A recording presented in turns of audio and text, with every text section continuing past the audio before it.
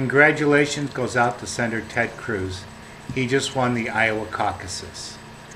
This is what Senator Ted Cruz had been working for. He put a lot of time, a lot of money, a lot of effort into Iowa.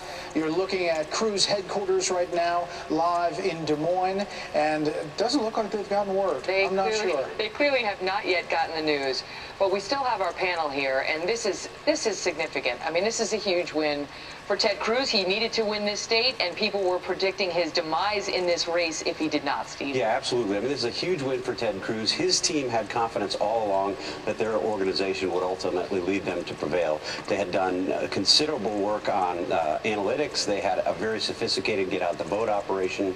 They had projections that some reporters were even mocking, myself included, when they were talking about how many they knew there were 9,131 voters who were deciding between Cruz and Rubio, and they could reach out and influence those voters as they headed to the caucus.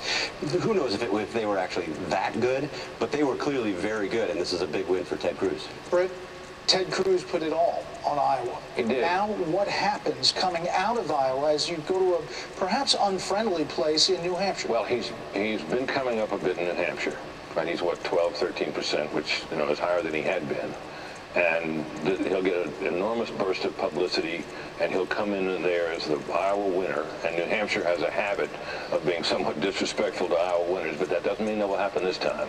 I think he deserves credit for running a very disciplined campaign, well organized here, where organization is so important. And one more thing, he made a very gutsy call on this ethanol mandate, this ethanol subsidy. He's a candidate who ran against the sitting six-time governor, right, who said you cannot elect Ted Cruz. Right, and he, it's tempting in a situation like that to trim your sails, but he didn't really do that, and he deserves, in my book, a lot of credit for doing that. He's a big winner here. I think Rubio's a winner. It's going to be very interesting to see how Donald Trump and Donald Trump's supporters will react to the fact that he's now been beaten, not overwhelmingly, but certainly convincingly, it seems.